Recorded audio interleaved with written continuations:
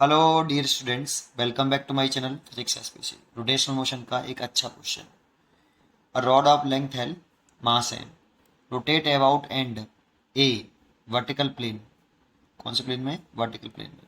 S on the magnitude of the normal reaction by hinge at a as.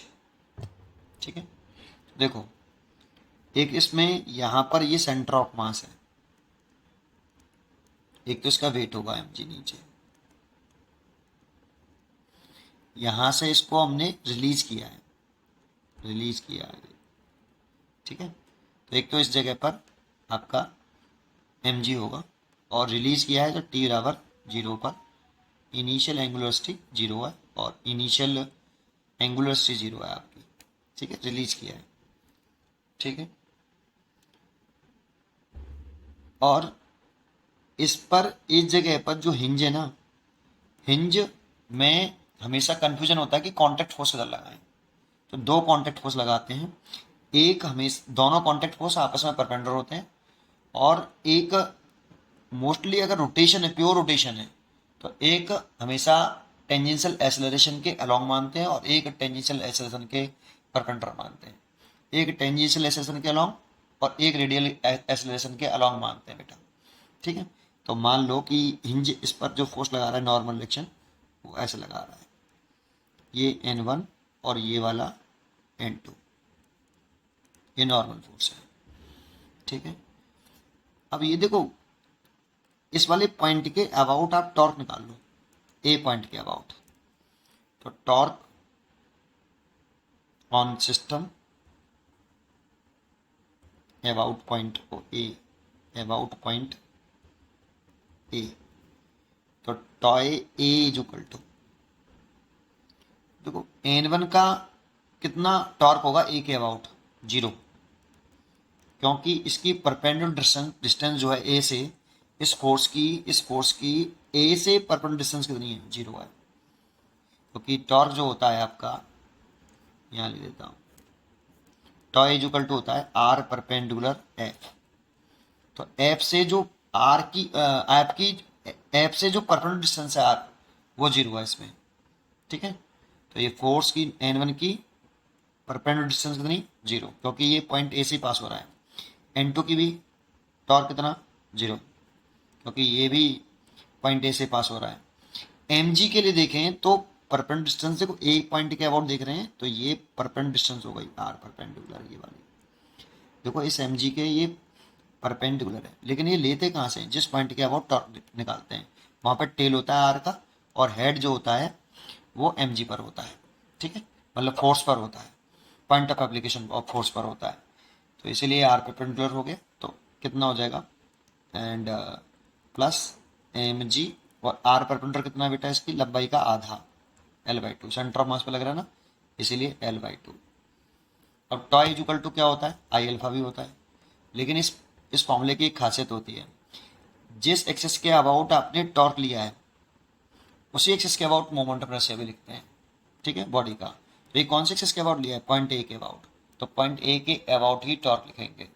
तो point A के about पूरी rod का torque कितना होगा? देखो इस पॉइंट ए के अबाउट देख रहे हैं, तो पहले तो लिख रहे हैं I into alpha is equal to M G L/2। अब आई कितना लिखें? तो ए पॉइंट से रोटेशनल एक्सिस पास हो रही है और रॉड के परपेंडिकुलर है, तो एक एंड से पास हो रही है और लेंथ के परपेंडिकुलर है, तो मोमेंट ऑफ इनर्शिया याद होना चाहिए 1/3 m L²। ये अल्फा, ये एम जी, और ये L/2। देखो एम से तो एम कैंसिल हो गया, एक एल से एक एल मर गया, और अल्फा निकले आया यहाँ से 3 का इसमें मल्टीप्लाई कर लेंगे ऊपर 3g, और 2 और एल नीचे आ जाएगा। अभी तो अल्फा निकला है, ठीक है। अब निकालना क्या है हमें? Magnitude of normal reaction by hinge. Hinge पर लगने वाला नॉर्मल फोर्स देखना है। तो जरा देखें ना, सेकंड केस दोबारा से इसको रीड्रॉ कर लेता हूँ। ये रॉड थी,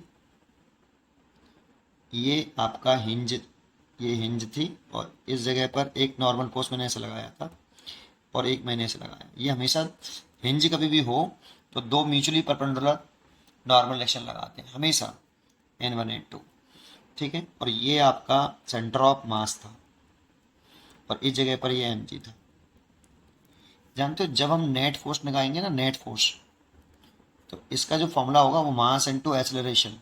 लेकिन इंपॉर्टेंट क्या जानते हो, ट्रांसलेशनल मोशन में अभी तक आप ऐसे लिखते आए हो F net is equal to mass into acceleration, क्योंकि ट्रांसलेशनल मोशन में बॉडी का कोई सी भी पॉइंट का, एक बॉडी के किसी भी पॉइंट का एक्सेलरेशन सेम होता था। लेकिन प्योर रोटेशन में हर एक पॉइंट का एक्सेलरेशन अलग होगा। इसीलिए F net is equal to mass into, actual में फॉर्मूला सेंटर ऑफ मास होता है बेटा, ये acceleration of centre of mass, acceleration of centre of mass, actual में फॉर्मूला यही होता है। लेकिन ट्रांसलेशनल मोशन में हम सेंटर ऑफ मास के कंसेप्ट को ध्यान नहीं देते। क्यों? क्योंकि ट्रांसलेशनल मोशन में जब कोई बॉडी ट्रांसलेशनल मोशन कर रही होती है तो उस बॉडी के हर एक पार्टिकल का एक्सेलरेशन सेम होता है। लेकिन प्योर रोटेशन में हर एक पार्टिकल का एक्सेलरेशन सेम नहीं होता, इसलिए यहाँ पर एक्सेलरेशन आएगा सेंटर ऑफ मास का। ठीक है, अब देखो ये रोटेट करेगी, इसको रिलीज करेंगे तो नीचे तरफ वर्टिकल सर्कुलर पाथ घूमेगी, ऐसा नहीं, तो इसमें टेंजेंशियल एक्सेलरेशन नीचे की तरफ आएगा AT।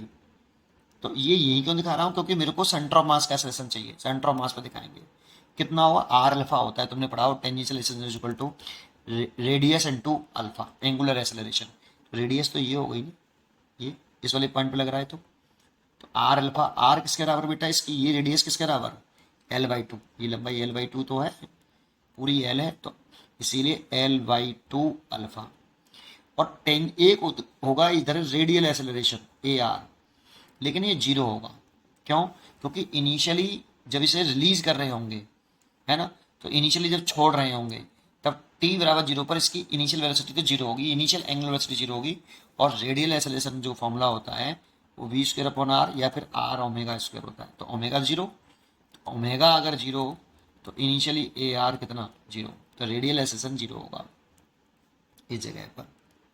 ठीक, अब देखो ये N1 N2 जब भी प्योर रोटेशन हो तो N1 N2 किधर मानने चाहिए, N1 N2 हमेशा रेडियल एक्सेलरेशन के अलोंग और टेंजेंशियल एक्सेलरेशन के अलोंग मानने चाहिए। तो देखो मैंने इस टेंजेंशियल एक्सेलरेशन के अलोंग माना है और रेडियल एक्सेलरेशन के अलोंग माना है। ठीक है, अच्छा अब क्या करें, अब आप वर्टिकल डायरेक्शन में, किसमें, in vertical direction, vertical direction में नेट फोर्स निकाल लो, नेट फोर्स निकाल लो। तो net force is equal to कितना, देखो एक्सेलरेशन नीचे की तरफ है mg, AT बराबर इतना, तो क्या लिखें mg माइनस n1, और net force is equal to mass into acceleration, acceleration कितना AT, देखो वर्टिकल डायरेक्शन में ले रहे हैं बेटा, ठीक है, हॉरिजॉन्टल में नहीं ले रहे अभी, is equal to mg minus n1, और AT कितना L/2 alpha, AT L/2 alpha is equal to mg minus n1, और अल्फा की वैल्यू मैं निकाल चुका हूँ ऊपर। नेक्स्ट पेज पे करता हूँ, तो ये हो गया m L/2, और अल्फा की वैल्यू बेटा कितनी है 3g/12, अभी मैंने निकाली थी, देखो ये 3g/12, और equal to mg minus n1। तो देखो यहाँ से आपका क्या कैंसिल होगा, L से L कैंसिल होगा बस केवल, तो ये हो जाएगा 3mg/4 is equal to mg minus n1। यहाँ से n1 निकालें तो mg माइनस 3mg/4, और देखो 4 एलसीएम ले लेंगे तो 4mg माइनस 3mg, तो कितना आया mg/4, तो n1 तो आया 3mg/4। ठीक है, अब along horizontal direction, along horizontal direction net force निकालूंगा, हॉरिजॉन्टल डायरेक्शन, देखो नेट फोर्स निकालो हॉरिजॉन्टल डायरेक्शन में, तो हॉरिजॉन्टल डायरेक्शन में केवल एक ही फोर्स लग रहा है N2, तो N2 नेट फोर्स हो गया, लेकिन ये होता है मास इनटू रेडियल एक्सेलरेशन। देखो रेडियस एक्सेलरेशन, इसमें तो रेडियल एक्सेलरेशन है ना बेटा ओनली, है ना, तो रेडियल एक्सेलरेशन N2, जो फोर्स लिखते हैं नेट फोर्स उसकी डायरेक्शन में ये एक्सेलरेशन लिखते हैं। नेट फोर्स जो निकाल रहे हैं N2 इस डायरेक्शन में है तो एक्सेलरेशन भी इसी डायरेक्शन का लेंगे, तो जो कि 0 है, AR कितना है 0, ये 0 हो गया, तो N2 तो कितना हो गया 0, N2 0, इसलिए नॉर्मल रिएक्शन कितना हो गया mg/4, इसलिए इसकी जो चॉइस हो गई सी इज करेक्ट चॉइस, mg/4। उम्मीद करता हूँ कि आपको ये क्वेश्चन जरूर समझ में आया होगा। और बहुत ही अच्छा क्वेश्चन है ये हिंज का, और मैंने सारे पॉइंट बताने की कोशिश करी है, और ऐसे क्वेश्चन आप ट्राई करिए, जरूर आएंगे आपको। पढ़ते रहिए और खुश रहिए। Thank you.